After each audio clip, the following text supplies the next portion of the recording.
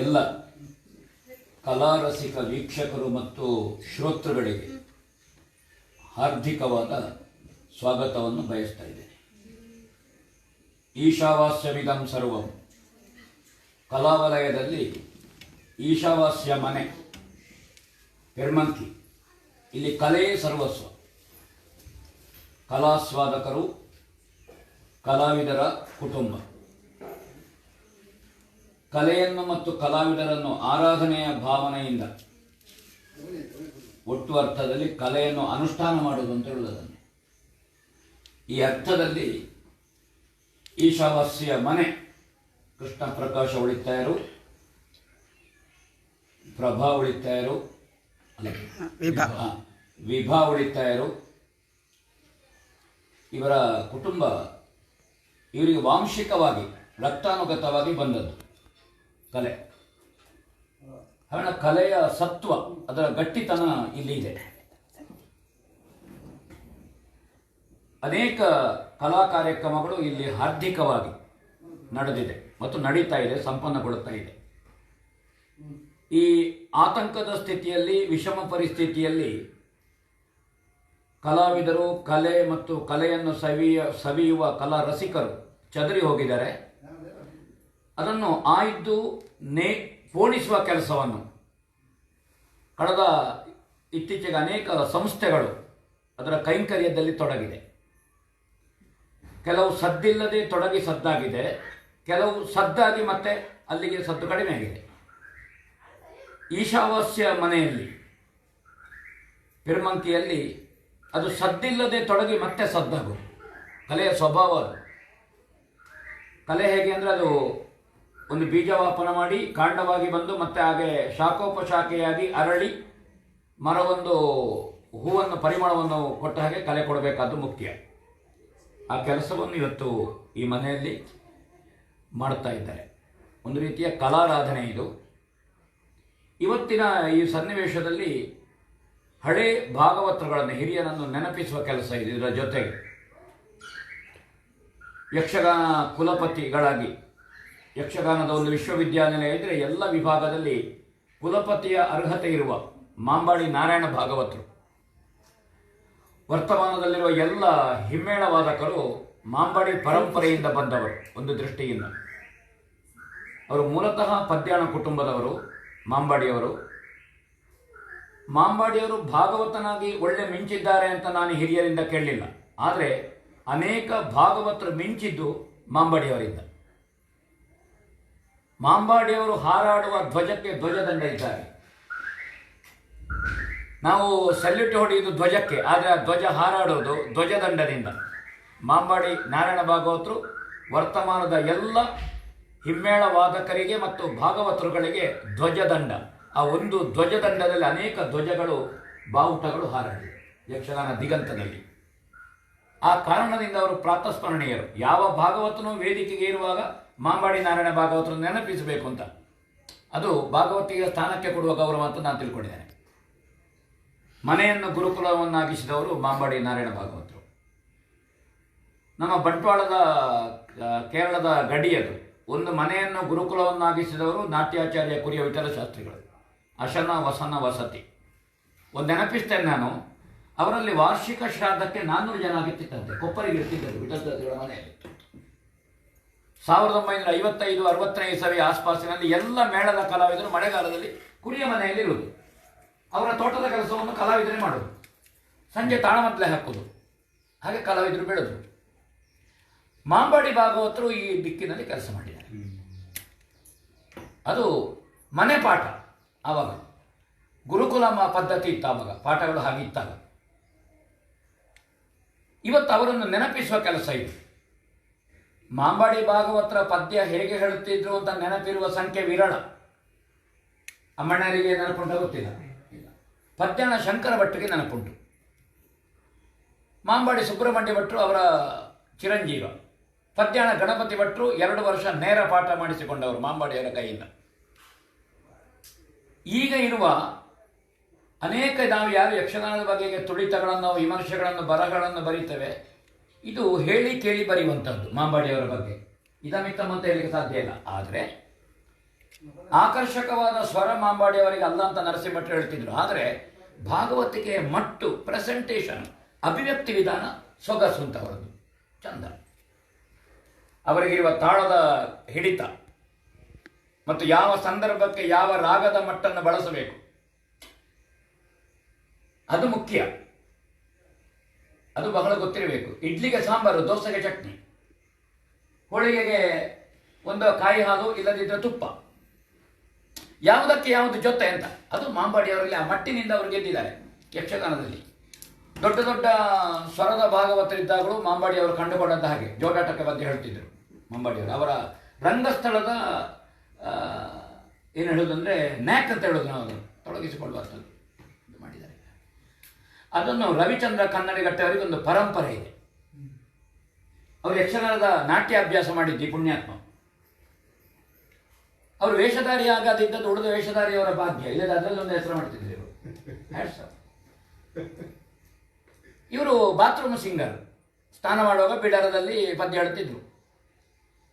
ಗಣಪತಿ ಭಟ್ರು ಕೇಳಿದ್ರು. ಬಹುಶಃ ಗಣಪತಿ ಭಟ್ರಿಗೆ ಸ್ನಾನಕ್ಕೆ ನೀರು ಕೊಂಡೋಗಿ ಕೊಡ್ತಿದ್ರು ಅಂತ ಗೊತ್ತಿಲ್ಲ, ಗುರುತೇವೆ. ಅವರು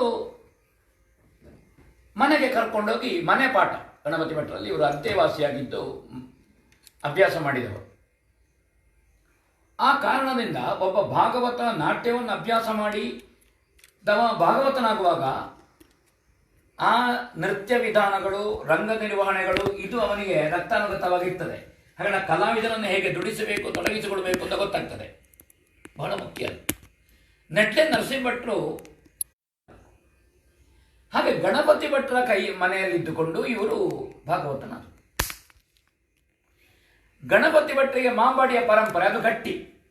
ಆದರೆ ಗಣಪತಿ ಭಟ್ರು ನಾವು ಅವರನ್ನು ಮೆಚ್ಚಬೇಕು ಅಂತ ಹೇಳಿದರೆ, ಮಾಂಬಾಡಿಯವರ ಒಂದು ಶೈಲಿಯನ್ನು ಅನುಷ್ಠಾನ ಮಾಡಿ ಅಭ್ಯಾಸ ಮಾಡಿ ಭಾಗವತಿಕೆ ಒಂದು ಮಾರ್ಗ ಅಂತ ಉಳಿತಾರೆ. ನೀವು ಏನೀಗ ಅಗರಿ ಮಾರ್ಗ ಅಂತ ಒಂದು ಅದನ್ನು ಬಹಳ ಸೊಗಸಾಗಿ, ಅದು ಯಾವಾಗಂದರೆ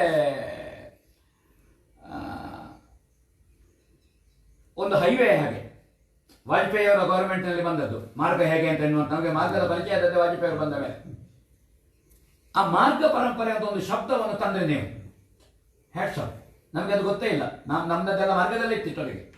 ಈ ಮಾರ್ಗ ಪರಂಪರೆ ಅನ್ನುವಂಥ ಒಂದು ಹೊಸ ಘೋಷಣೆಯನ್ನು ನೀವು ಕೊಟ್ಟರಿ.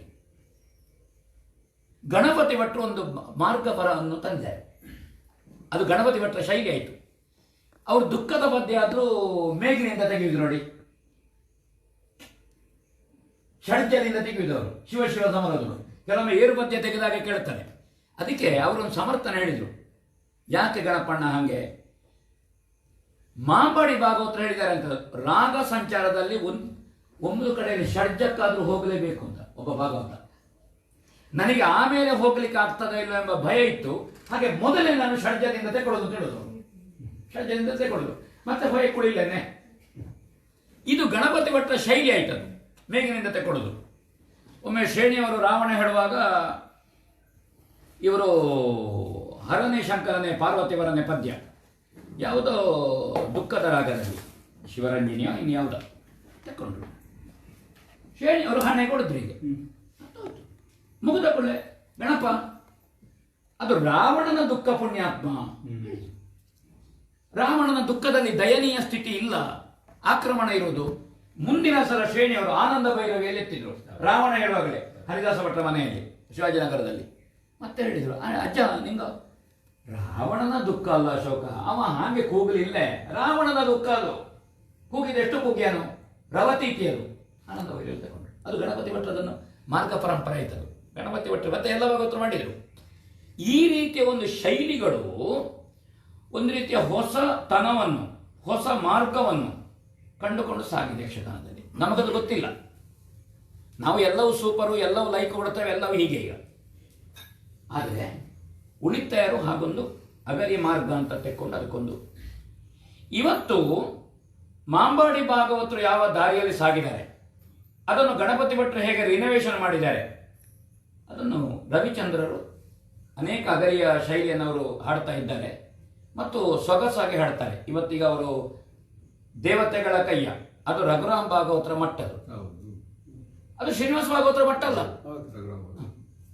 ದೇವತೆಗಳ ಅಂತ ತೆಗೆಯುವುದು, ಅದೇ ಶ್ರೀನಿವಾಸ, ಅದೇ ಆ ಸ್ವಲ್ಪ ಆಕಾರ ದೀರ್ಘ ಉಂಟು ಶ್ರೀನಿವಾಸ ಭಾಗವತರಲ್ಲಿ. ರಘುರಾಮ್ ಭಾಗವತರು ಶ್ರೀನಿವಾಸ ಭಾಗವತರ ಕಾಪಿ ಅಲ್ಲ. ಹೌದು ಅಂತ ಹೇಳಿ ನಾವು ಯಕ್ಷಗಾನ ಕೇಳಿಲ್ಲ ಅಂತ.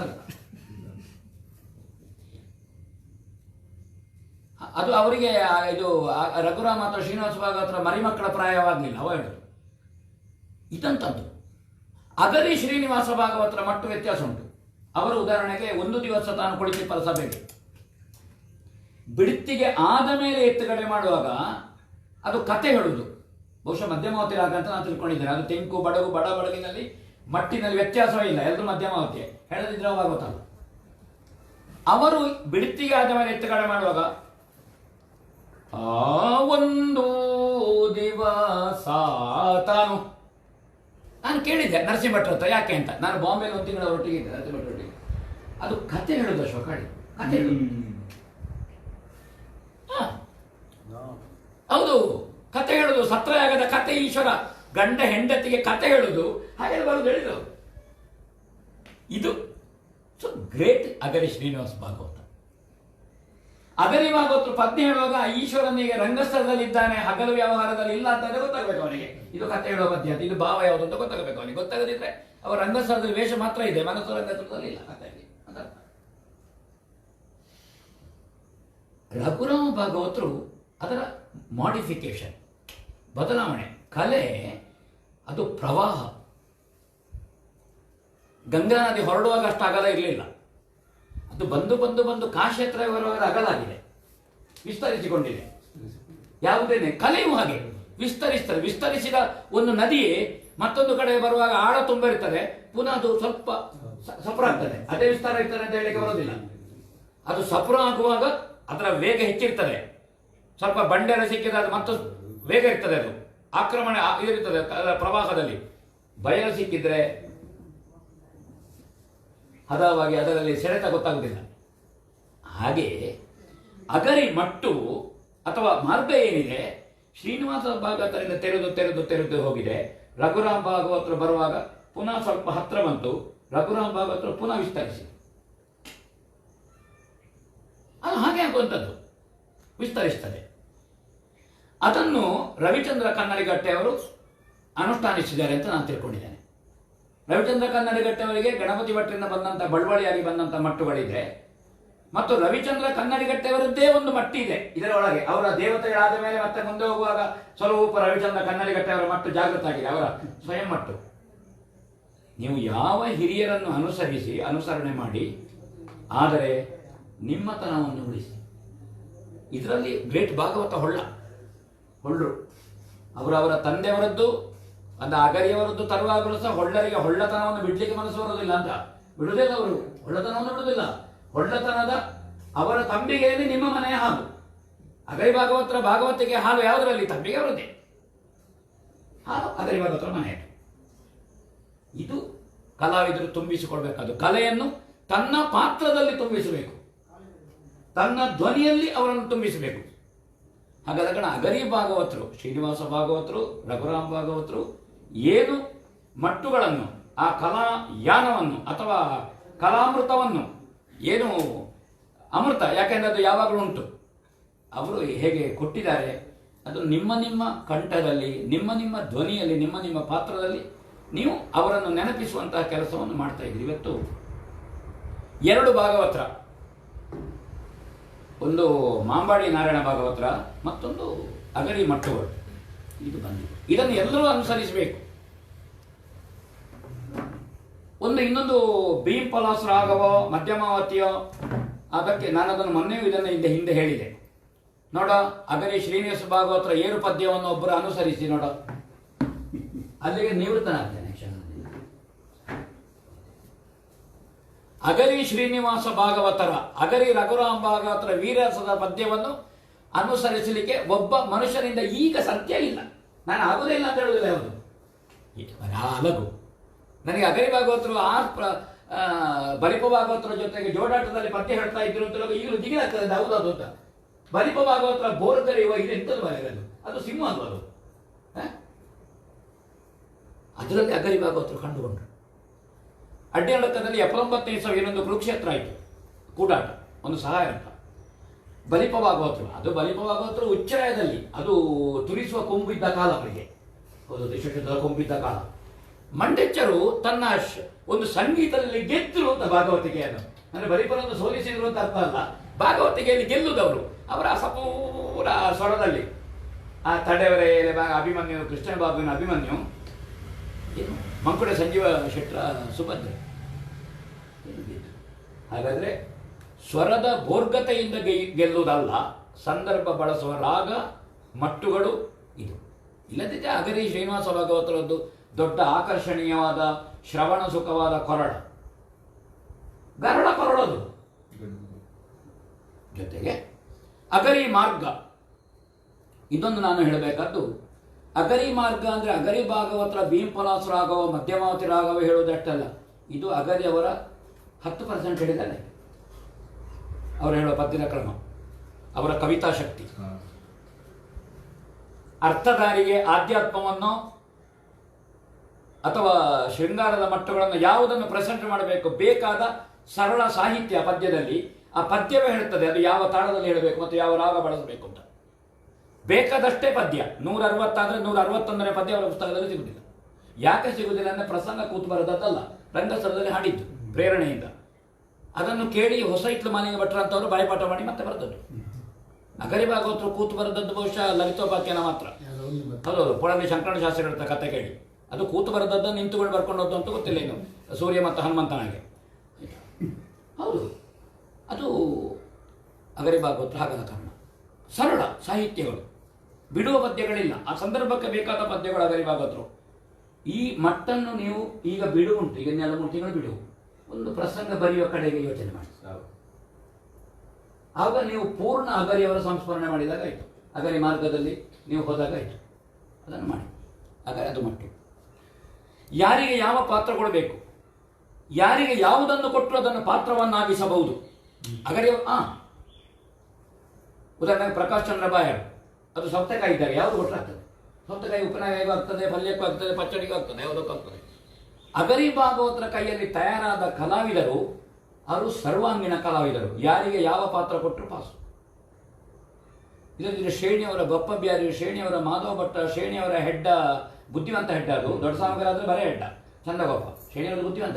ಹಾಂ, ಶೇಣಿಯವರ ಹರಿಶ್ಚಂದ್ರ ಅಂದರೆ ಕೊನೆಯವರೆಗೂ ಹರಿಶ್ಚಂದ್ರ ಹೆಂಡತಿ ಮಕ್ಕಳನ್ನು ಮಾರುವುದೇ ಇಲ್ಲ ಅದು.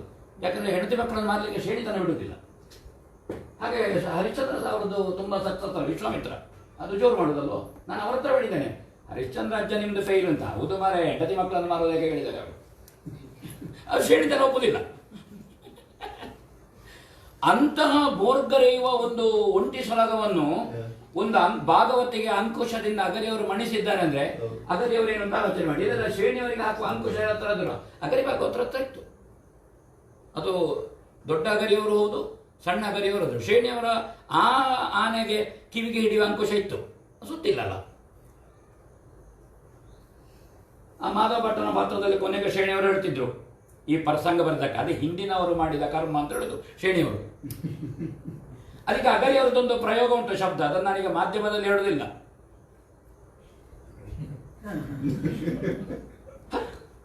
ಅಗರಿ ಭಾಗವತು ಶ್ರೇಣಿಯವರಿಗೆ ನೋಡಿಕೊಂಡು ಅಗಡಿ ಹೋಗುದು. ಇದು ಅಗರಿ ಮಾರ್ಗ. ಕಲಾವಿದನನ್ನು ನಿಯಂತ್ರಿಸುವ, ಪ್ರಸಂಗವನ್ನು ಬೇಕಾದ ಸಮಯ ಇದು ಕಾಲಮಾನ ಇದನ್ನು ಹೊಂದಿಕೊಂಡು ಅಗರಿಯವರ ಹತ್ರ ಏನು ಸಂಪತ್ತು ಹೇಳಿಕೊಡುವ ನ್ಯಾಕ್. ನಾನು ಅವರ ಶ್ರೇಣಿಯವರ ಒಂದು ಅರ್ಜುನ ಹೇಳಿದ್ದೆ, ಅವರು ಭೀಷ್ಮಾರ್ಜುನ ಹಾಡ್ತಿರ್ಲಿಲ್ಲ ಅಗರಿಯವರು, ಭೀಷ್ಮ ಪರ್ವ ಹೇಳಿದವರು ಮುಚ್ಚಿನೇರ ಮನೆಯಲ್ಲಿ. ಮುಚ್ಚಿನೇರ ಹೇಳಿದ್ರು, ಮುಕ್ಕುಳಜಿ ಅರ್ಥ ಮಾಡ್ತೇನೆ ಅಂತ. ಎಂತ ಬೋದಿನದ ಅರ್ಥ ಅನ್ನೊಂದು ಇದು ಅರ್ಜುನ ಹೇಳೋದು ಅರ್ಜುನ ಹೇಳಿದೆ. ತಂದೆ ಹೇಳಿದ ದಿವಸ,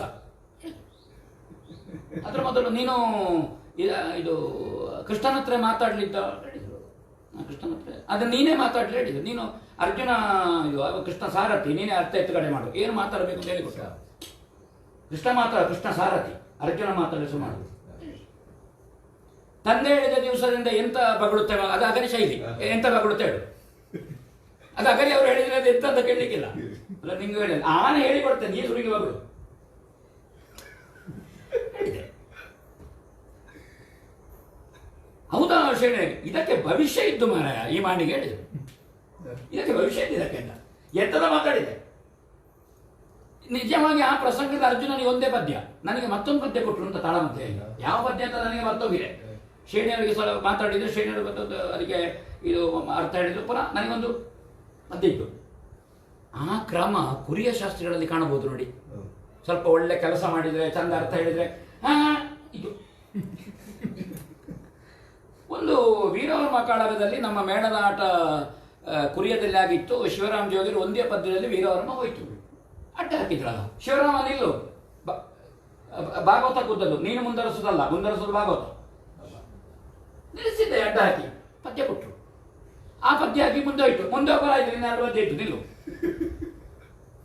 3 ಪದ್ಯ ಕೊಟ್ಟರು. ಶಿವರಾಮ ಜೋಗಿರು ಕೆಲಸ ಮಾಡಿದ್ರು. ಮತ್ತೆ ಒಳಗಡಿದ್ರು, ಶಿವರಾಮ ಭಾಗವತ ಮುಂದರಿಸೋದು ನೀನಲ್ಲ, ನಿಮ್ಮ ಹೊಸನಗರ ಮೇಳದಲ್ಲಿ ನೀವು ಮುಂದರಿಸಿ. 4 ಕೂತದ್ದು ಭಾಗವತಿಗೆಗೆ. ನಿನಗೆ ಪ್ರಾಯ ಆಗಿರ್ಬೋದು, ಕೂಡದಿದ್ದರೆ ಸಣ್ಣ ವೇಷ ಮಾಡಬೇಕು, ಪ್ರಸಂಗ ಕೊಲ್ಲುವುದಲ್ಲ. ಕೇದಗಡಿ ಗುಡ್ಡಪ್ಪ ಗೌಡರು ವೇಷ ಕರ್ಣ. 1 ಪದ್ಯ ಕೊಟ್ಟರು, ತಿರುಗಿ ನಿಂತರು ಕುರಿಯ ಶಾಸ್ತ್ರಿಗಳು. ಮತ್ತೊಂದು ಕೊಟ್ಟರು, ತಿರುಗಿ ನಿಂತರು, ಪುನಃ ಕೊಟ್ಟರು. ಗುಡ್ಡಪ್ಪ ನನಗೆ ಕುಡಿದು ಕುಡಿದ, ಒಳಗಡಿದ ಜ್ವರ. ನನ್ನ ಹತ್ರ ಹೇಳಬೇಡ, ಹೇಳಿ ನನ್ನ ಹತ್ರ ಚೌಕಿಯಲ್ಲಿ ಹೇಳಬೇಡ ನೀನು ಜ್ವರ ಅಂತ. ನಾನು ಮೈ ಬಿಸಿ ಮಾಡಿ ಪದ್ಯ ಹೇಳೋದು, ನೀನು ಕುಡಿಬೇಡ, ಅದಕ್ಕೆ ಪ್ರೇಕ್ಷಕರಿಗೆ ಅನ್ಯಾಯ ಮಾಡಬಾರ್ದು ಹೇಳಿ. ಇದು ಅಗರಿ ಭಾಗವತರ ದಾರಿ.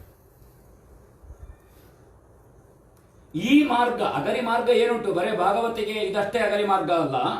ಒಬ್ಬ ಭಾಗವತನಲ್ಲಿ ಇರಬೇಕಾದ ಸರ್ವ ಲಕ್ಷಣಗಳು, ಸರ್ವ ಸಾಧ್ಯತೆಗಳು.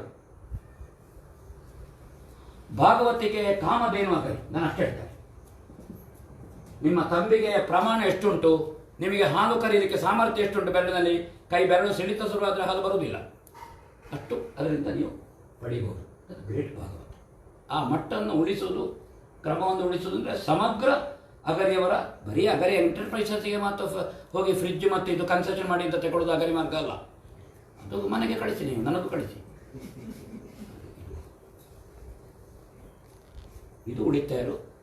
ಸೊ ಉಳಿತಾಯರು ಈ ಮನೆಯ ಉಳಿತಾಯರ ಎಂಥದ್ದು, ನೀವು ಬಹುಶಃ ತಾಯಿಯ ಗರ್ಭದಲ್ಲೇ ಅವರಿಗೆ ಯಕ್ಷಗಾನ ದಾರಿ ಹಿಡಿದಿದ್ದಾರೆ ಅಂತ ಗೊತ್ತಿಲ್ಲ, ಯಾಕಂದ್ರೆ ನೀವು ಕಲಾವಿದರು. ಈ ಮನೆ ಅದನ್ನು ಮಾಡ್ತಾ ಇದ್ದಾರೆ. ಮತ್ತು ಕಲಾ ಸಂಬಂಧವೇ ಆಗಿದೆ ಉಳಿತಾಯರಿಗೆ. ನೀವು ಒಳ್ಳೆ ಕೆಲಸ ಮಾಡಿದ್ರಿ. ನೀವು ಇನ್ನೆಲ್ಲಿಯೋ ಮಗಳನ್ನು ಕೊಡ್ತಿದ್ರೆ ಅವರಿಗೂ ಇದಾಗ್ತಿತ್ತು. ಇವರು ಅಮ್ಮಣ್ಣರು ಸಂಗೀತದ ಹಿನ್ನೆಲೆಯಿಂದ ಬಂದದ್ದು ಯಾರಿಗೂ ಗೊತ್ತಿಲ್ಲ. ಅಮ್ಮಣ್ಣಯ ಕುಟುಂಬ ಸಂಗೀತದ ಹಿನ್ನೆಲೆ ಅಂತ ಇದಾಯಿತು. ಇನ್ನೊಂದು ನಾನು ನೆನಪಿಸಬೇಕಾದ್ದು, ಕನ್ನಡಿಗಟ್ಟೆಯವರು ಸ್ವರ ಸಾಮರ್ಥ್ಯ ಮತ್ತು ರಾಗವನ್ನು ಬಳಸೋದು. ರವಿಚಂದ್ರ ಕಲ್ಯಾಣ್, ನನಗೆ ಅದು ಖುಷಿ. ನೀವು ರಾಗ ಬಳಸೋದು ಹೇಗೆ ಅಂದರೆ, ಉದಾಹರಣೆಗೆ ಅವರು ಒಂದು ಹಲವದ ಹಾಗೆ, ಗೋಧಿ ಹಲವನ್ನು ಪಕ್ಕ ಜಗದು ನುಂಗ್ಲಿಕ್ಕಾಗೋದಿಲ್ಲ, ಅದು ಸ್ವಲ್ಪ ಜಗಿತಾ ಇರಬೇಕು. ಹಲ್ಲ ಸಟ್ಟಿದ್ರೆ ಗೋಧಿ ಹಲ್ವ ತಿನ್ನಲಿಕ್ಕಾಗೋದಿಲ್ಲ, ಹೌದೌದು, ಸೆಟ್ಟು ಹೊರಗೆ ಬರ್ತದೆ. ಅದನ್ನು ಜಗದು ಜಗದು ಜಗದು ಅದು ಒಂದು ಜೋನಿ ಬೆಲ್ಲದ ಹಾಗೆ. ಇದೊಂದು ರಾಗವನ್ನು ಅನುಭವಿಸುವಂಥದ್ದು. ನಮ್ಮಲ್ಲಿ ಮಾವಿನ ಹಣ್ಣಿನ ಪದಾರ್ಥ ಮಾಡಿದರೆ ಕೊನೆಗೆ ಅದು ಸ್ವಲ್ಪ ಎಂತಾದ್ರು ಹುಳಿ ಮೇಲೆ ಅವರ ಎಂತ ಹಾಕಿ ಮಾವಿನ ಹಣ್ಣಿನ ಗೊರಟನ್ನು ಪುನಃ ಅದ್ದಿ ಆಡಲಿಕ್ಕೆ ಉಂಟು. ಇದೆಲ್ಲ ಇಲ್ಲ, ಅದರಲ್ಲಿ ಮತ್ತೆ ಜೊತೆ ಆಗೋದು. ರವಿಚಂದ್ರ ಕನ್ನಡಿಗಟ್ಟರ ಭಾಗವತಿಗೆ ಮತ್ತೆ ಎಂಜಾಯ್ ಮಾಡಬೇಕು. ಅದನ್ನು ರಪ್ಪ ಕೇಳಿ ಮುಗಿಸೋದಲ್ಲ, ಅವರ ರಾಗ ಸಂಚಾರ ಅದು ಗೋಧಿ ಹಲ್ವದಾಗೆ, ಅದರಲ್ಲಿ ಎಂಜಾಯ್ ಮಾಡಲಿಕ್ಕೆ ಆಗ್ತದೆ. ಅದರಲ್ಲಿ ಜೋನಿ ಬೆಲ್ಲದಾಗೆ ಮತ್ತು ಇದಿರ್ತದೆ, ಕೈ ತೊಳೆದ್ರೂ ಪಸೆ ಹೋಗೋದಿಲ್ಲ ಅದು. ಇದು ರವಿಚಂದ್ರ ಕನ್ನಡಿಗಟ್ಟರ ಭಾಗವತಿಕೆಯ ಮಟ್ಟು, ಅವರ ಶೈಲಿ ಅದರಲ್ಲಿ ಬರುವಂಥದ್ದು. ಅವರು ಇವತ್ತು ಅದನ್ನು ಹಾಡ್ತಾ ಇದ್ದಾರೆ. ಅಗರಿಯವರ ಕ್ರಮಗಳು, ಮಟ್ಟುಗಳು, ಆಮೇಲೆ ಮಾಂಬಾಡಿಯವರನ್ನು ನೆನಪಿಸ್ತಾರೆ. ನಾನು ಮಾಂಬಾಡಿಯವರ ಮಟ್ಟನ್ನು ಪೂರ್ಣ ಹಾಡ್ತಾರೆ ಅಂತ ಹೇಳಿದ್ರೆ, ನಾನು ಅವರನ್ನು ನೋಡಲಿಲ್ಲ, ಇವರು ಅವರನ್ನು ನೋಡಲಿಲ್ಲ. ನನಗಿಂತಲೂ ಇವರಿಗೆ ಪ್ರಾಯ ಕಮ್ಮಿ, ನನಗೆ ಪ್ರಾಯ ಎಷ್ಟು ಅಂತ ನನಗೆ ಹೇಳೋದಿಲ್ಲ. ಆಯ್ತಾ? ಪುಂಡಿಕಾಯಿ ಗೋಪಾಲಕೃಷ್ಣ ಭಾಗವತರು,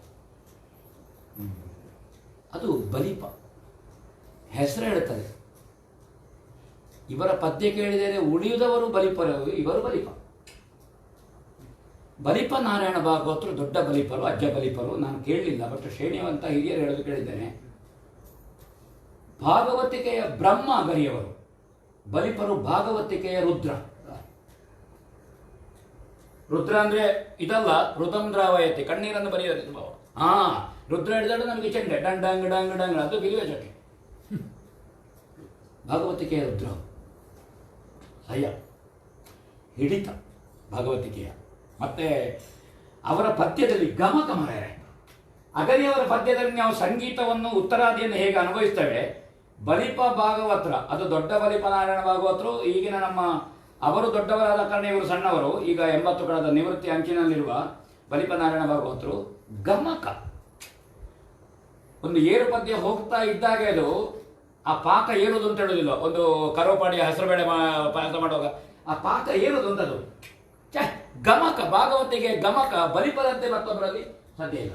ಗಮಕ ಭಾಗವತಿಗೆ. ವೀರರಸ ಪದ್ಯಗಳಂತೂ, ಮತ್ತು ವೀರರಸ ಮತ್ತು ರೌದ್ರರಸದಲ್ಲಿ ವ್ಯತ್ಯಾಸ ಗೊತ್ತಾಗೋದು ಬಲಿಪರಲ್ಲಿ. ನಮಗೆ ವೀರರಸ ಮತ್ತು ರೌದ್ರರಸ ಏರು ಪದ್ಯ ಹಾರಬೇಕು ಅಂತ ಒಂದೇ ಗುರಿತು. ವೀರರಸಕ್ಕೆ ಉತ್ಸಾಹ ಸ್ಥಾಯಿ ಭಾವ, ರೌದ್ರರಸಕ್ಕೆ ಕ್ರೋಧ ಸ್ಥಾಯಿ ಭಾವ. ನಾರದನನ್ನು ಬೀಳ್ಕೊಟ್ಟು ರೌದ್ರ, ಕೆಂಡವೇ ಆಗಲಿ ಲೋಕ ರೌದ್ರ, ಬೊಪ್ಪನೆ ಬಿಡು ಬಿಡು ಅಭಿಮನ್ಯು ವೀರರಸ. ಅದು ರೌದ್ರ ಅಲ್ಲ, ಇದು ಮಾಡಲಿಕ್ಕಿಲ್ಲ. ಇದು ಚಿತ್ರವಟೆಯಲ್ಲಿ ಕಟ್ಟಿ ವೀರರಸ ದೊಡ್ಡ ಸಂಗತಿ, ಉತ್ಸಾಹ ಅಲ್ಲಿ. ಇದು ಬಲಿಪರ ಪದ್ಯವನ್ನು ಗಮನಿಸಿದರೆ ಗೊತ್ತಾಗ್ತದೆ. ಅದಕ್ಕೆ ನೋಡಿ, ದಕ್ಷಾರುದ್ರದಲ್ಲಿ ನಾರದನ ಬೀಳ್ಕೊಟ್ಟು ಭೈರವಿ ಏಕ, ಇಲ್ಲಿ ವೀರರಸಕ್ಕೆ ಮಾರವಿ ಏಕ. ಗ್ರಾಂಗ್ರಡ್ಡ ಗ್ರಾಂಗ್ರಡ್ಡ, ಅದರ ಸರಿ ಇಲ್ಲ, ಗ್ರಾಂಗ್ರಡ್ಡ ಗಂಗ್ರಡ್ಡ ಗಂಗ್ರಡ್ಡ ಸರಿಯಲ್ಲ ಮಣ್ಣರೆ, ತಪ್ಪಿದ್ರೆ ಮತ್ತೆ ಹಾಗಣ ರಸಗಳ ಭಾವಗಳ ವ್ಯತ್ಯಾಸ ಪದ್ಯದ ಗಮಕದಲ್ಲಿ ಗೊತ್ತಾಗುವುದು. ನೀವು ಹೇಗೆ ತೆಗಿತೀರಿ ಅಂತ ನಿಮ್ಮ ಗಮಕದಲ್ಲಿ ಉಂಟದು. ಅದು ಕೇಳುವ ಮತ್ತು ಇದರ ರಸಪ್ರಜ್ಞೆ ಬೇಕು, ಕಲಾಪ್ರಜ್ಞೆ ಬೇಕು. ಕಲಾವಿದರಿಗೆ ರಂಗದಲ್ಲಿ ಹಿಮ್ಮೇಳ ಮುಮ್ಮೇಳ ಜೊತೆ ಆಗಬೇಕು ಅಲ್ವೋ, ಆ ಪ್ರಜ್ಞೆ ಬೇಕು. ಇದು ಬಲಿಪರ ಒಂದು. ಮತ್ತೆ ಕೃತಿಕಾರ. ಬಲಿಪರ ಪ್ರಸಂಗಕ್ಕೂ ಅಗರಿಯವರು ವ್ಯತ್ಯಾಸ ಏನು ಅಂತ ಹೇಳಿದ್ರೆ, ಮಾಂಬಾಡಿಯವರು ಕೃತಿಕಾರ ಅಲ್ಲ, ನಾರಾಯಣ ಭಾಗವತರ ಪ್ರಸಂಗ ಬರೆದವರಲ್ಲ. ಬಲಿಪರ ಪ್ರಸಂಗ ಹೇಗೆ ಅಂದರೆ, ಅವರು ಸ್ವಲ್ಪ ಸ್ವಭಾವತಃ ಏರು ಪ್ರಿಯ. ಅವರ ಪ್ರಸಂಗದಲ್ಲಿ ಅಗರಿಯವರು 160 ಪದ್ಯದಲ್ಲಿ ಪ್ರಸಂಗ ಬಂದರೆ ಬಲಿಪರದ್ದು 400 ಪದ್ಯ ಉಂಟು ಪ್ರಸಂಗದಲ್ಲಿ. ಅದಕ್ಕೆ ಅವರು ಹೇಳಿದರು, ನಾನು ಬಲಿಪ ಭಾಗವತರ ತುಂಬ ಅಭಿಮಾನಿ, ಮತ್ತು ಅವರ ಮನೆಗೆ ಆಗಾಗ ಹೋಗುದು. ಯಾಕಂದ್ರೆ ಹೋಗುದ್ರೆ ಅವರ ಮನೆಯ ಇದು ತಿಂಡಿ ಮನೆ, ಮತ್ತೆ ಆ ಬೀಜದ ಬಂಡೆಲ್ಲ ಕೊಡೋದು ಅವರು ಹೋಗಕ್ಕೆ. ಗೀರು ಬೀಜ ಮತ್ತೆ ಇದು ದ್ರಾಕ್ಷೆ ಎಲ್ಲ ತಂದು ಪದ್ಯ ಇಟ್ಟು ಒಂದು ಬಾಯಾರಿಕೆ ತೆಕ್ಕೊಳ್ಳೋದು. ಬಾಯಾರಿಕೆ ಅಂತ ತಿಂಡಿ ಸಹಿತ ಖಾಲಿ ಶಾಂತ ಇಲ್ಲವೇ ಬಲಿಪದಲ್ಲಿ. ಬಾಯಾರಿಕೆ ಅಂತ ಅದಕ್ಕೆ 12 ಗಂಟೆಗೆ ಹೋದ್ರು ಬಾಯಾರಿಕೆ ತೆಕ್ಕೊಳ್ಳೋದಲ್ಲ. ಶೋಕಪಟ್ರೆ ಗೇರು ಬೀಜದ ಬಂದು ಇದ್ರೆ ಬೇಕು ಕೊಡೋದು ನಾನು. ಮತ್ತೆ ಪುನಃ ಕೊಟ್ಟುಂಟು 1 ಗಂಟೆಗೆ, ಅದು ಆ ಮಿಡಿ ಉಪ್ಪಿನಾಗ ಎಲ್ಲ ಪಟ್ರೆ. ಅದು ನಾನು ಕೇಳಿದ್ದೆ, ವೇಷಧಾರಿಗಳ ಸಂಖ್ಯೆ ಹೆಚ್ಚಿದ್ದು ಬಲಗಳ ಸಂಖ್ಯೆ ಹೆಚ್ಚಿದ್ರೆ ಅದಕ್ಕೆ ಒಂದು 6 ಪದ್ಯ ಹೆಚ್ಚೇ ಬರ್ತಿದ್ದೇನೆ ಅಂತ. ಹವ್ಯಾಸಿಗಳಲ್ಲಿ ಬಲಗಳ ವೇಷ ಇರ್ತದೆ, ಒಂದು 6 ಪದ್ಯ 7 ಪದ್ಯ ಹಾಕಿದ್ದೇನೆ. ಬಲಗಳಿಗೆಲ್ಲ ಕುಣಿಲಿಕ್ಕೆ ಇಲ್ಲೇ ಸಂಗೀತ. ಹಾಗೆ ಬಲಿಪರು. ಇನ್ನೊಂದು ಬಲಿಪರಲ್ಲಿ ನನಗೆ ಕಂಡದ್ದು ಅದು ಯಕ್ಷಗಾನದ ಹಿಂದಿನ ಪರಂಪರೆ ಅಂತ ಹಿರಿಯರು ಹೇಳಿದ್ದಾರೆ. ಒಂದು ಫರಾಗ್ರಾಫಿನಲ್ಲಿ ಒಂದು 10 ಪದ್ಯ ಇದ್ರೆ 10 ಒಂದೇ ತಾಳ, ಅದರ ವ್ಯತ್ಯಾಸ ಇಲ್ಲ. ತ್ರಿವಿಡೆ, ಸೌರಾಷ್ಟ್ರ ತ್ರಿವಿಡೆ, 10 ಸೌರಾಷ್ಟ್ರ ತ್ರಿವಿಡೆವೆ. ಆದರೆ ಭಾಗವತನ ಸಾಧ್ಯತೆಯಲ್ಲಿ ಮತ್ತು ಭಾಗವತನ ಅನುಭವದಲ್ಲಿ ಬೇರೆ ಹೇಳ್ಬೋದು. ಅದಕ್ಕೆ ಅವಕಾಶಗಳುಂಟು ಆ ಪದ್ಯಗಳಲ್ಲಿ. ಬಹುಶಃ ನಿಮಗೆ ಜಂಪೆ ತಾಳದ ಪದ್ಯ ಬೇರೆ ತಾಳಕ್ಕೆ ಹೋಗ್ಲಿಕ್ಕಿಲ್ಲ. ಈಗ ಅದನ್ನು ಹೇಳುವವರಿದ್ದಾರೆ. ಯಾಕಂದ್ರೆ ಶಬರಿಮಲೆ ಶಬರಾಸುರನಿಗೆ ಬಾಯಿ ತಾಳ ಹಿಡಿದ ಭಾಗವತನ ಇದ್ದಾನೆ ಬೇಟೆಗೆ. ಬೆಳಗ್ಗೆ ಶಬರಿಮಲೆಯಲ್ಲಿ ಪಕಡಲೆ ಕೃಷ್ಣನಾಯಕರ ಬಣ್ಣದ ವೇಷ ಬೇಟೆ ಹೇಳುತ್ತಾ ಬಂದರಾಗ ಜನ ಹೇಳಿದ್ರು, ಪಕಡ ಮುಂಚಿದವರು ಸಿಂಹಾಸನದಲ್ಲಿ ಗೊತ್ತು ಆಯ್ತು ಆಯ್ತಾ. ಅದೇ ಭಾಗವತ ನೋಡಿದ್ರೆ ಹನುಮಕ್ಕೂ ಬಾಯಿ ತಾಳ ಹೇಳಿದ್ದಾರೆ ಇಂದ್ರಜಿತ್ ಕಾಲದಲ್ಲಿ. ಇದು ಇಲ್ಲಿ ಪೆರ್ಮುದೆಯಲ್ಲಿ ಸುಬ್ರಹ್ಮಣ್ಯರದ್ದೇ ಇಂದ್ರಜಿತ್, ನನ್ನದ್ದು ಹನುಮಂತ. ಹೌದೌದು, ಅದೇ ಭಾಗವತರು ನೋಡಿದ್ರೆ ಹನುಮ ತಾಜಣ ತೈ ತಿತ್ತಿ ತದ್ದೇಮಿ ತಕ್ಕದೇಮಿ ಹೇಳಿದ್ರು. ಸುಬ್ರಹ್ಮಣ್ಯರು ಹೇಳಿದ್ರು, ಭಾಗವತ ಕತ್ತಿಂದ್ರೆ ಆಗುತ್ತೆ ಈಗ ಹೇಳಿದ್ರೆ ಯಕ್ಷಗಾನದ ವಿಕಾರಗಳು. ಹೌದೌದು. ಆದರೆ ಈ ಆ ಪ್ರಸಂಗ ಅಲ್ಲಿ ಏನು ಪದ್ಯ ತಾಳದಲ್ಲಿ ಬರೆದಿದ್ದಾರೆ, ಆ ಸಂದರ್ಭದ ದುಃಖವೋ ಶೃಂಗಾರವೋ ಅಂತ ನೋಡಿಕೊಂಡು ಭಾಗವತನಿಗೆ ತಾಳ ಬದಲಾವಣೆಯ ಸಾಹಿತ್ಯಗಳ ಸಾಧ್ಯತೆಗಳನ್ನು ಬಲಿಪರ ಹಾಡಿನಲ್ಲಿ ಗಮನಿಸಬಹುದು. ತಿರುಳೆಯಿಂದ ಏಕಕ್ಕೆ ಹೋಗಿ ತಿತ್ತ ಹೋಗುದ, ಅಷ್ಟದಿಂದ ಬಂದು ಪುನಃ ಉಡಾಪೆಗೆ ಹೋಗಿ, ಇಂಥದ್ದರ ಸಾಧ್ಯತೆಗಳುಂಟು.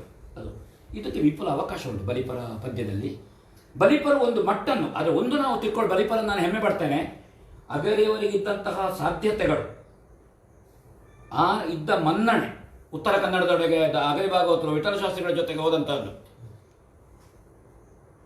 ಅವರ ಸಾಧ್ಯತೆಗಳು ಮತ್ತು ಮೈಂದಪ್ರಿಯಗಳು ಮಂಡೆಚ್ಚರ ಸಂಗೀತ ಪ್ರವೇಶ, ಕಡತೋಗ ಭಾಗವತರು ಭಾಗವತಿಕೆಯ ಅದ್ಭುತ, ಭಾಗವತಿಕೆಯ ಕ್ರಾಂತಿ ನಾವುಡ, ಭಾಗವತಿಗೆಯ ಅದ್ಭುತ ಕಡತೋಗ. ಈ ಯಾವ ಪ್ರವಾಹ ಬರಲಿ, ಸುನಾಮಿ ಬರಲಿ, ಬಲಿಪರೊಂದು ಮಟ್ಟನ್ನು ಗಟ್ಟಿ ಹಿಡ್ಕೊಂಡ್ರಲ್ಲ ಮಾರ್ಯಾರೆ, ಇನ್ನೊಂದು ಹಿಡ್ಕೊಂಡು ಮಟ್ಟ ಬಿಟ್ಟಿದ್ದಾರೆ ಈಗವರೆಗೂ ಬಲಿಪರು.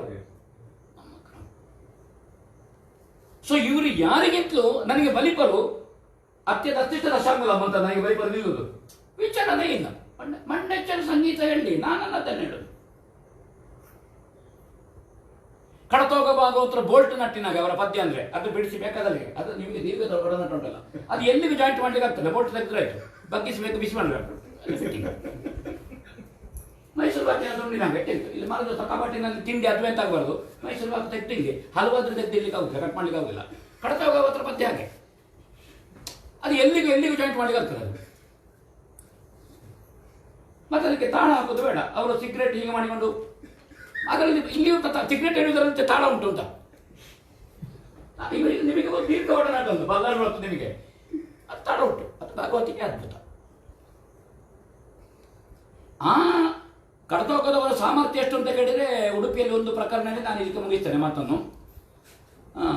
ತೆಂಕು ಬಡಗು ಇದಿತ್ತು ಅಲ್ಲ, ಇವರು ತೆಂಕು, ನಾವುಡ್ರು ಬಡಗಿನಲ್ಲಿ. ಪಾಂಡವರ ಪದ್ಯ ಇವರಿಗೆ, ಕೌರವನ ಪದ್ಯ ನಾವುಡ್ರಿಗೆ. ಭೀಷ್ಮ ಪರ್ವದಲ್ಲಿ ಪಾಂಡವರಿಗೆ ಪದ್ಯ ಕಡಿಮೆ.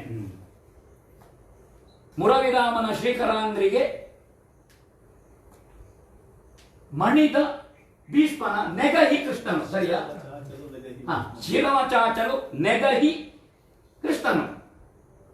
ನಾವುಡ್ರು ಶಿರವ ಚಾಚಲು ನೆಗಹಿ ಕೃಷ್ಣನು. ನಾವುಡ ನಿಲ್ಲಿಸು, ನೆಗಹಿ ಕೃಷ್ಣನು ಪದ್ಯ ನನ್ನದ್ದು. ರಂಗದ ಅವಧಾನ ಕಡತೋಕದ ಹಾಗೆ ಒಬ್ಬ ಭಾಗವತಲ್ಲ, ಅವಧಾನ. ನಿಲ್ಲಿಸು ನಾವುಡ ಪದ್ಯ ನನ್ನದ್ದು, ನೆಗಹಿ ಕೃಷ್ಣನು. ತೆಕ್ಕೊಂಡ ನಾವುಡ್ರು 20 ನಿಮಿಷ ಹೇಳಿದ್ದಾರೆ. ಇದು ಮಣಿಯಲು, ನೆಗಹಲು, ಶ್ರೀಕರಾಂದ್ರಿ ಎಂತ ಹೇಳಿದ್ದಾರೆ ಅಂತ ಗೊತ್ತಿಲ್ಲ. ಮತ್ತೆ ನಾವುಡ್ರು ಪದ್ಯಕ್ಕೆ ಬರಲಿಲ್ಲ, ಎದ್ದೋಗಿದ್ದಾರೆ. ನಾವುಡ್ರು ಸಣ್ಣವರು ಅಂತ ಹೇಳಿದ್ದಲ್ಲ, ಕಡತೋಕ ಭಾಗವತರ ಸಾಧ್ಯತೆಗೆ ನಾವುಡ್ರು ಕಡತೋಕದರ ಕಾಲ ಹಿಡಿದು ಹೋದ್ರು. ಆ ಒಂದು ನೆಗಹಿ ಕೃಷ್ಣನ ಒಂದು ಸಾಹಿತ್ಯದಲ್ಲಿ ಇಡೀ ಅವರ ಪದ್ಯ ಹೇಳಲಿಕ್ಕೆ ಇದ್ದ ಅವರ ತುಮುಲವನ್ನು ಅದರಲ್ಲಿ ಮುಗಿಸಿದ್ದಾರೆ ಅಂತ. ಈ ಪ್ರವಾಹದ ಮಧ್ಯೆಯೂ ಬಲಿಪರು ಅವರು ಹಿಡಿದ ಆ ಮಟ್ಟು ಬದಲಾವಣೆ ಇಲ್ವೇ ಇಲ್ಲ, ವಿಚಲಿತ ಆಗಲಿಲ್ಲ. ಮತ್ತೆ ಈಗಲೂ ಅದು ಪ್ರಸ್ತುತವಾಗಿ ಉಂಟು. ಯಕ್ಷಗಾನದ ಪೂರ್ವರಂಗ ಪರಂಪರೆಗಳು, ಒಡ್ಡೋಲಕಗಳು, ತೆರೆಕ್ರಮಗಳು, ಇದೆಲ್ಲ ಬಲಿಪ ಅಂತ ಹೇಳಿದರೆ ಸಮಗ್ರ ತೆಂಕುತಿಟ್ಟಿನ ಯಕ್ಷಗಾನದ ಸ್ವರೂಪ ಅಂತ ನಾನು ತಿಳ್ಕೊಂಡಿದ್ದೇನೆ. ಬಲಿಪ ಸ್ವರೂಪ, ತೆಂಕುತಿಟ್ಟಿನ ಸ್ವರೂಪ ಬಲಿಪ. ಹುಂಡಿಕಾಯಿ ಗೋಪಾಲಕೃಷ್ಣ ಭಾಗವತರು ಅವರ ಅಳಿಯ. ಆ ಕಾರಣದಿಂದ ಬಲಿಪ ಪರಂಪರೆ ಅಳಿಯ, ನೀವು ಅವರ ಅಳಿಯ, ಅದು ಅಳಿಯ. ಅದನ್ನು ಇವರು ಅನುಷ್ಠಾನಿಸಿಕೊಂಡು ಬಂದಿದ್ದಾರೆ. ಮತ್ತು ಬಲಿಪ ಪರಂಪರೆಯಲ್ಲಿ ಅದನ್ನು ಏನಿದೆ ಅದನ್ನು ಸ್ವಲ್ಪ ವಿಸ್ತರಿಸಿದ್ದೀರಿ ಭಾಗವತರೆ. ನಾನು ಅದನ್ನು ನೀವು ವಿಕಾರ ಮಾಡಲಿಲ್ಲ, ವಿಸ್ತರಿಸಿದ್ದೀರಿ. ನನಗೆ ನಿಮ್ಮ ಭಾಗವತಿಕೆಯಲ್ಲಿ ನಾನು ಅದನ್ನು ಗಮನಿಸಿದ್ದೇನೆ. ಗಮಕ, ಮಟ್ಟುಗಳು, ಆತುರ ಇಲ್ಲ, ಮತ್ತು ಆವೇಶ ಇಲ್ಲ. ಇನ್ನು ಎದುರಿನ ಸ್ಪೀಡ್ ಹೋಗುವಾಗ ತನಗೆ ಸ್ಪೀಡ್ ಹೋಗಬೇಕು ಅಂತ ನೀವು 100 ಮೀಟರ್ ಓಟ ಓಡಲಿಲ್ಲ, PT ಉಷಾ ಆಗಲಿಲ್ಲ. ಅಂದರೆ 100 ಮೀಟರ್ ಓಟದಲ್ಲಿ ಫೇಮಸ್. ಅನುಷ್ಠಾನಿಸಿದ್ದೀರಿ. ಇದನ್ನು ನೀವು ಕಾಪಾಡಿಕೊಳ್ಳಿ. ಹೊಸ ಗಾನವೈಭವಗಳು, ಮಟ್ಟುಗಳು ಬರುವಾಗ ಕೆಲವೊಮ್ಮೆ ಬಲಿಪ ಪರಂಪರೆಯಲ್ಲಿ, ಈಗ ಉದಾಹರಣೆಗೆ ಪ್ರಸಾದ ಬಲಿಪರೆ ಹಾಡುವಾಗ ಮೊನ್ನೆ ಅವರ ಹತ್ರ ಹೇಳಿದೆ, ಸ್ವಲ್ಪ ನೀವು ಹೊಸ ಇದಕ್ಕೆ ಹೋಗುವಾಗ ಮರೆತು ಹೋಗ್ತದೆ ನಿಮಗೆ. ನೀವು ನೋಯಿಯಿಂದ ಮೂಡಬಿದ್ದರೆ ಒಂದು ಕೆಲವೊಮ್ಮೆ ಕಿನ್ನಿಗಳಿವರೆಗೆ ಹೋಗ್ತೀರಿ ಅಂತ ಹೇಳಿದ್ದಾನೆ. ಹೋಗಬೇಡಿ, ನೋಯಲ್ಲೇ ಅಂತ. ಯಾಕಂದರೆ ನಿಮ್ಮಿಂದ ನಾವು ನಿರೀಕ್ಷಿಸುವುದು ಅದನ್ನು ನೀವು ಅನುಷ್ಠಾನಿಸಿಕೊಂಡು ಬಂದಿದ್ದೀರಿ. ಈ ದಾಖಲೀಕರಣ ಏನು, ಇದು ಯೂಟ್ಯೂಬ್ಗೆ ಏನು ಹೋಗ್ತದೆ, ಇದು ಸಾರ್ವಕಾಲಿಕವಾದಂತಹ ದಾಖಲೆ. ಈ ಆವೇಶ ಇಲ್ಲದ, ಆಕ್ರಮಣ ಪ್ರವೃತ್ತಿ ಅಲ್ಲದ ಮತ್ತು ಯಕ್ಷಗಾನದ ತೆಂಕುತಿಟ್ಟಿನ ಕ್ಷೇತ್ರ ವ್ಯಾಪ್ತಿಯನ್ನು ಮತ್ತು ಗಟ್ಟಿಗೊಳಿಸಿದ ಒಂದು ಕುಂದಿಸುವುದು ಕಷಾಯವನ್ನು, ಅದನ್ನು ನೀವು ಆ ಕೆಲಸವನ್ನು ಕಟೀಲ್ಮೇಳದ ಬಯಲಾಟ ಸ್ವರೂಪದಲ್ಲಿ ಅದನ್ನು ಮಾಡಿದಿರಿ.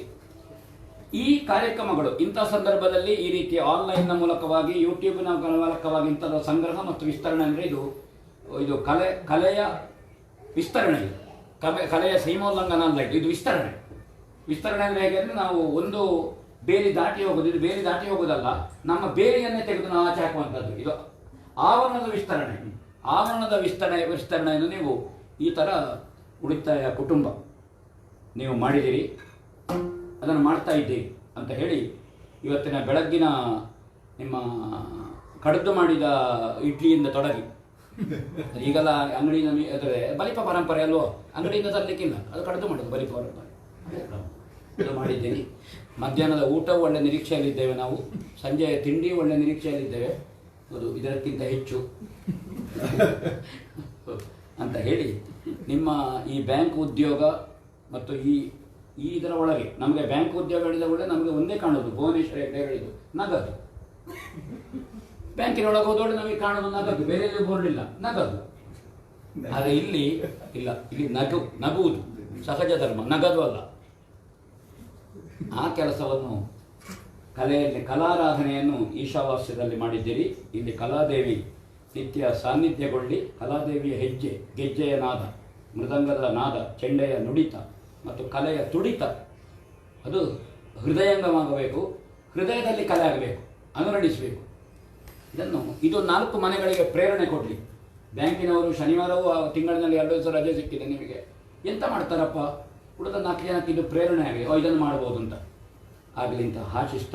ಹಾಗೆ ನಮ್ಮ ನಾರಾಯಣ ಭಾಗವತರ ಮಾಂಬಾಡಿ ಗುರು ಸದೃಶರು ಮತ್ತು ಅಗರಿ ಭಾಗವತರು ಯಕ್ಷಗಾನದ ಯಕ್ಷ ಬ್ರಹ್ಮ ಅಗರಿ ಸೃಷ್ಟಿಕರ್ತ ಪ್ರತಿಯೊಂದರಲ್ಲಿ ಯಕ್ಷಗಾನದ ರುದ್ರಾವತಾರಿ ಬಲಿಪ ಭಾಗವತರು.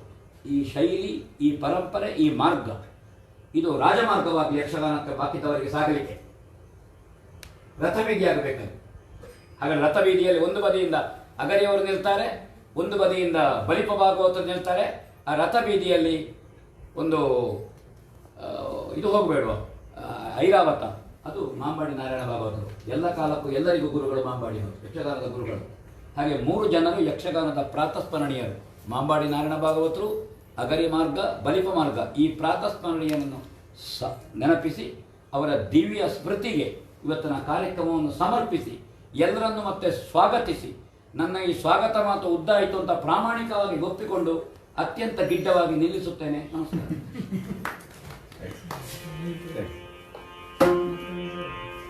ನಾನು ಇಬ್ಬರನ್ನು ಪರಿಚಯಿಸಲಿಲ್ಲ, ಇದರ ಜೊತೆಗೆ ನಾನು ಇಬ್ಬರನ್ನು ಪರಿಚಯಿಸಬೇಕಾದ್ದು, ಒಬ್ಬರು ಲಕ್ಷ್ಮೀಶ ಅಮ್ಮಣ್ಣಯ್ಯರು, 4 ದಶಕಗಳ ಯಕ್ಷಗಾನದ ಅನುಭವಿ, ಸಂಗೀತದ ಪರಂಪರೆಯಿಂದ ಬಂದಿದ್ದಾರೆ. ಅಮ್ಮಣ್ಣಯ್ಯರಿಗೆ ಏನು ಗೊತ್ತಿಲ್ಲ ಅಂತ ಕೇಳಿದರೆ ಪಟ್ಟಿ ಮಾಡಲಿಕ್ಕೆ ಸುಲಭ, ಅವರ ಅಡಿಗೆ ಮನೆಗೆ ಹೋಗ್ತಾರಾ ಇಲ್ಲೋ ಅಂತ ನನಗೆ ಅವರ ಶ್ರೀಮತಿಯವರ ಹೇಳಬಾರದು.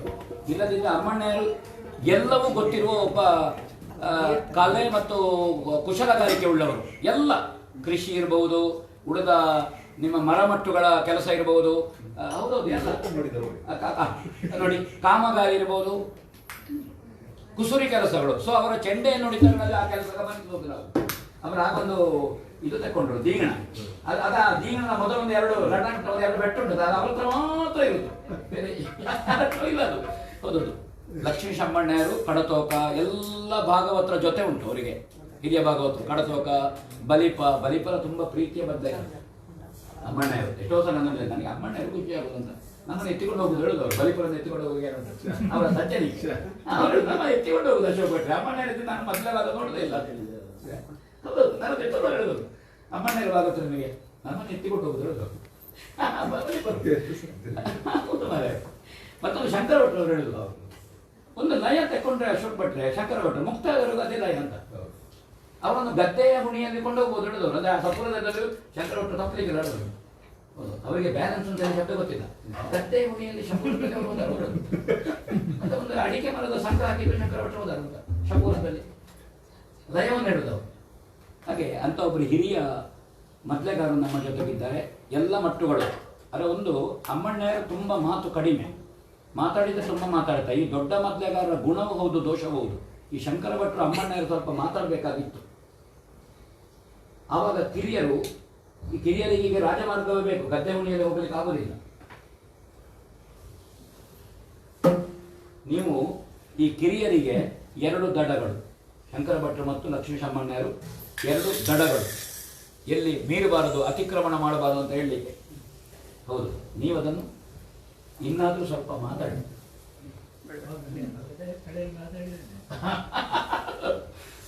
ಅಂಥವರು ನಮ್ಮ ಜೊತೆಗಿದ್ದಾರೆ. ಕೃಷ್ಣ ಪ್ರಕಾಶ ಉಳಿತಾಯರು ನಮ್ಮ ಅತಿಥೇಯರು. ನಾನು ವಂದನೆಯನ್ನು ವಿಭಾಕ್ಕನಿಗೆ ಹೇಳಬೇಕೋ, ನಮ್ಮ ಇವರಿಗೆ ಕುಪ್ಪಣ್ಣ ಉಳಿತಾಯರಿಗೆ ಹೇಳಬೇಕೋ, ಉಳಿತಾಯರಿಗೆ ಹೇಳಬೇಕೋ ಅಂತ ನನಗೆ ಅದು ಇನ್ನೂ ಉಂಟು, ಯಾರಿಗೆ ಹೇಳಬೇಕು ಅಂತ. ಯಾರ ATM ಸ್ಟ್ರಾಂಗ್ ಅವರಿಗೆ ಹೇಳೋದು. ಕೃಷ್ಣ ಪ್ರಕಾಶ ಉಳಿತಾಯರು ನಾನು ಯಾವಾಗಲೂ ಒಂದು ಶಬ್ದ ಹೇಳಿಕೊಡು, ಮನೋಧರ್ಮಿ ಮೊದಲೆಗಾರ ಅಂತ. ಭಾಗವತನ ಹಾಡು, ಬಳಸಿದ ರಾಗ, ಆ ಸಂದರ್ಭದ ತಾಳ, ವೇಷಧಾರಿ, ಇದು ಅವರ ಮನೋಧರ್ಮದಲ್ಲಿದ್ದು ಅವರು ಮೆರೀತಾರೆ. ಎಲ್ಲಿಯಾದರೂ ಮನೋಧರ್ಮ ತಪ್ಪಿದರೆ ಅವರು ಲೋನ್ ಕೇಳಲಿಕ್ಕೆ ಬಂದವನ ಹತ್ರ ಮಾತಾಡಿದಾಗ ಮಾಡ್ತಾರೆ, ಇಲ್ಲದಿದ್ದರೆ ಡೆಪಾಸಿಟ್ ಕೊಡಲಿಕ್ಕೆ ಬಂದವನ ಹತ್ರ ಮಾತಾಡಿದಾಗ ಮಾತಾಡ್ತಾರೆ.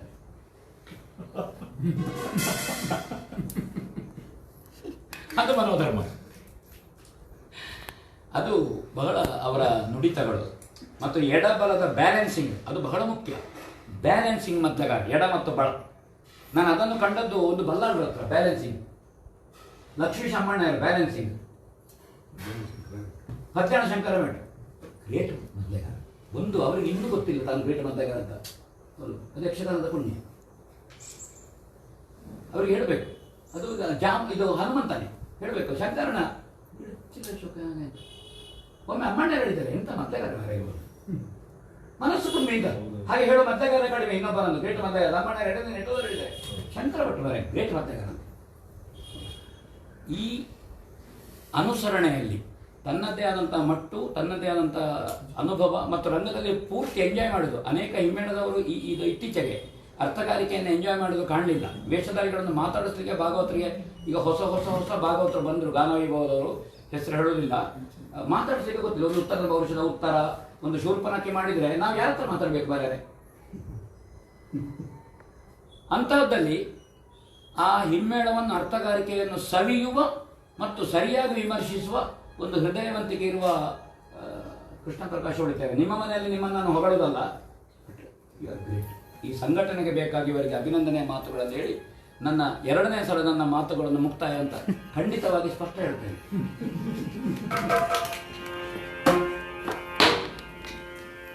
ಸಾಕಲ್ವಾ?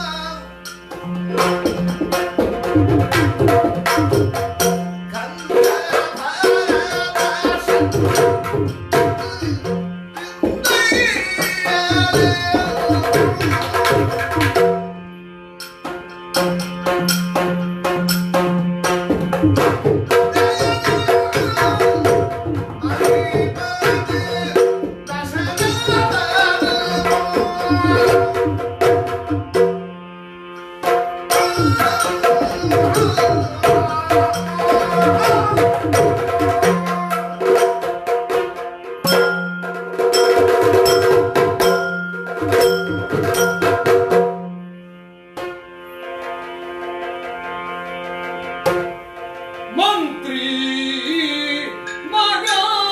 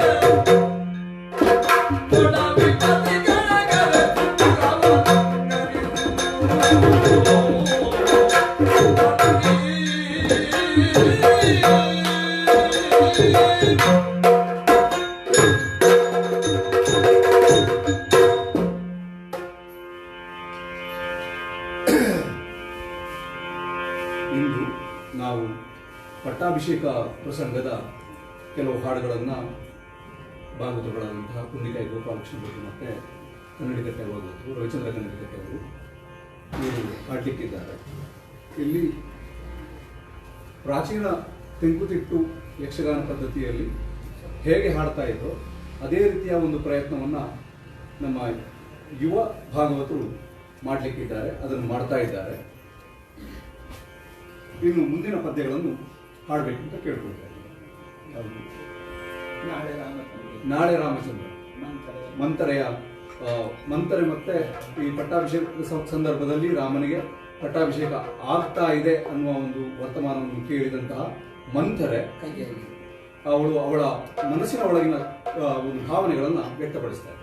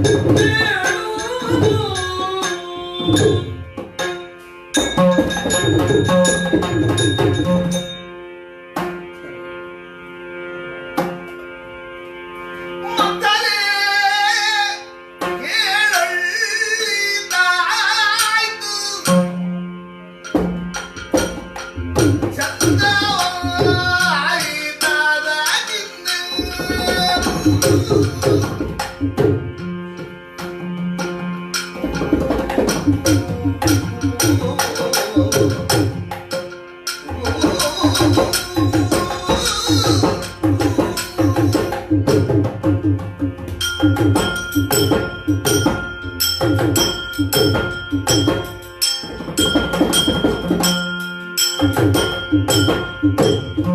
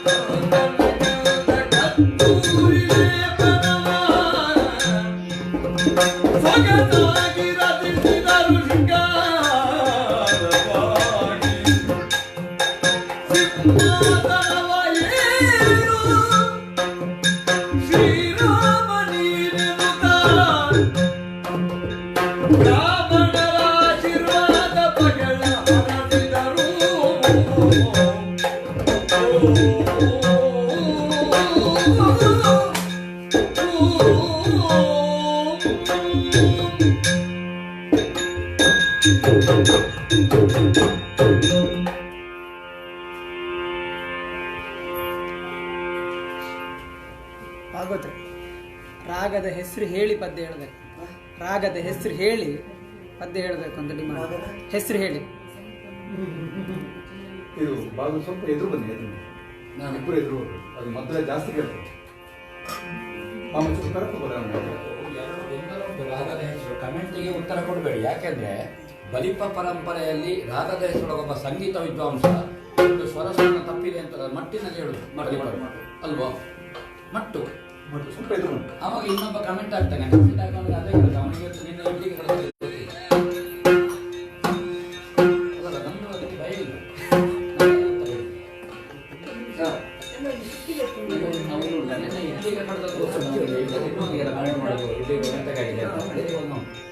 ಮಟ್ಟಿನಲ್ಲಿ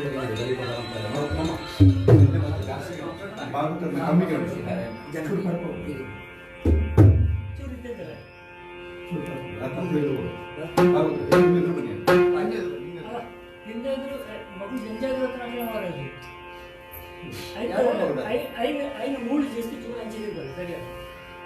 ಕೇಳುದಿಲ್ವಾ? ಜಾಸ್ತಿ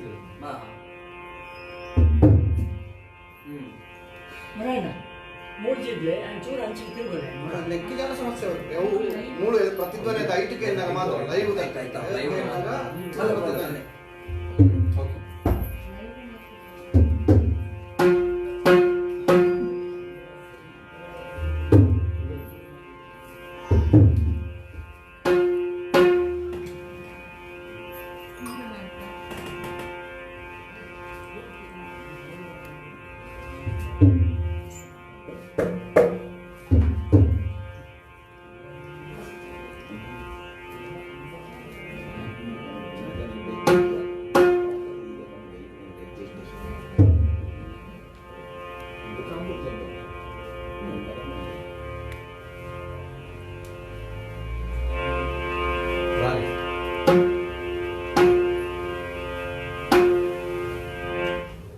ಮುಂದಿನ ಪದ್ಯ ಕಾಂಬೋದಿ ರಾಗದಲ್ಲಿ ರಾಮನ ಪದ್ಯ. ಜನಕ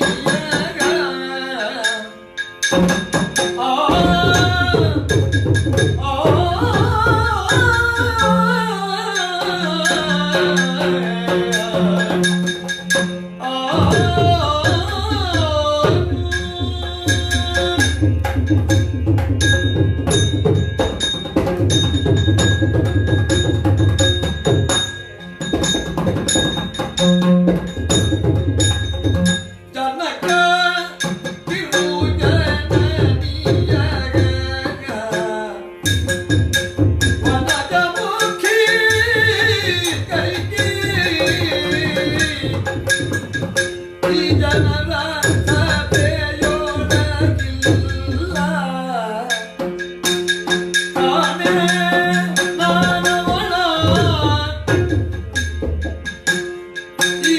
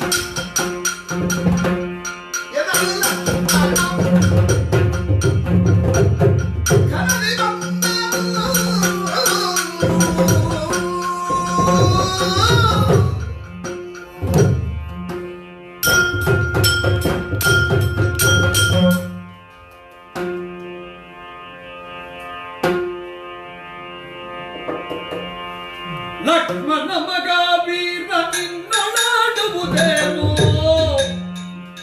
ಲಕ್ಷವಾದರೂ ಬಾಳೆ ಕಾರಣ ಬೇರೆ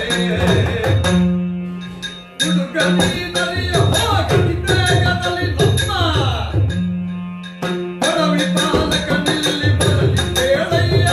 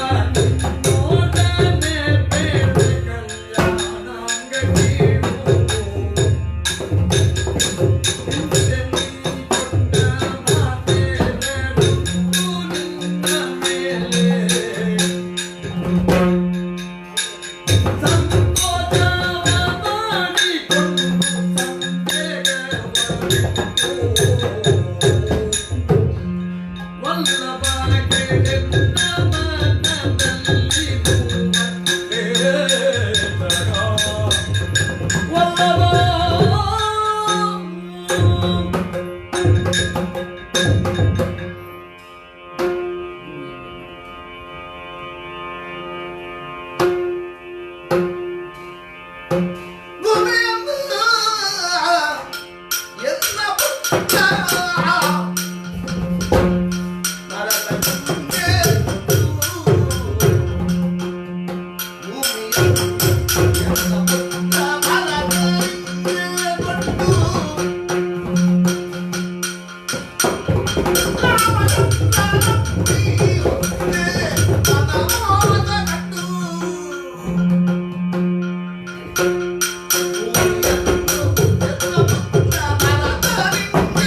ಕೊಟ್ಟು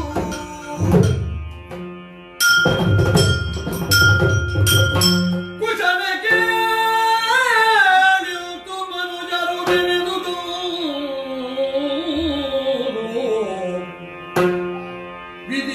ವಿಧಿವಶದೊಳಗಾಯ್ತು ಮೀರುವವರಾರು ಕಲ್ಪಿತವಾಯಿ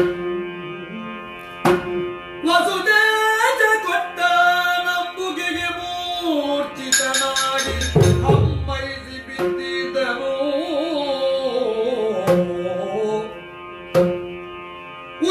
ಉಸುರನಾರವೆ ಮೂರುಗಳಿಗೆ ಪರ್ಯಂತ ತನು ವಶವಿಲ್ಲದಂತಾಯ್ತು ಸರ್ವೇಂದ್ರಿಯಂಗಳು ಬಿದರೋಚನೆ ಕೈಗೆಯವನು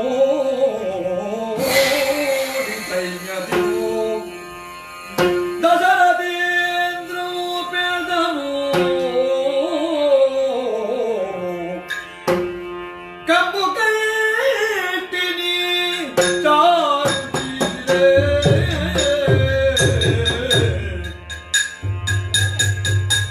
ಕಮಲಮುಖಿ ಕುಂಭಕೂಟಿ ಪುಟ್ಟಳಿಯ ಬೊಂಬೆ ರಂಬೆ ಅವತ್ತಲಿಲ್ಲದೆ ಬಗೆಲ ಕಾಲ ಮಾಡಿರಲು ಮಕ್ಕಳಿಲ್ಲದ ಬಗೆಲಗಾಲ ನಾನಿರಲು ದುಃಖದೊಳಗಾಗ ಮುನಿಪಾಲ ನಾನುಲಿದೋ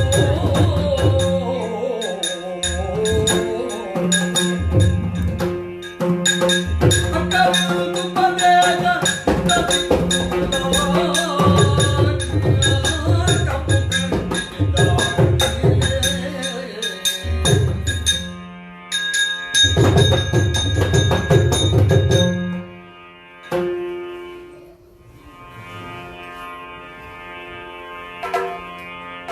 ಕಳು ಹಲ್ಗಣ್ಣನಲ್ಲಿ ಬೇಗ ಬರಲಿದ್ದ ವಾಕ್ಯವೂ ಕೇಳುತ್ತಾ ಖಳ ಸಂಹಾರ ಗುಲಾಬಿ ಚಕ್ರ ಬಳಿಯೂ ಬಂದಾಗಲಿದ್ದನು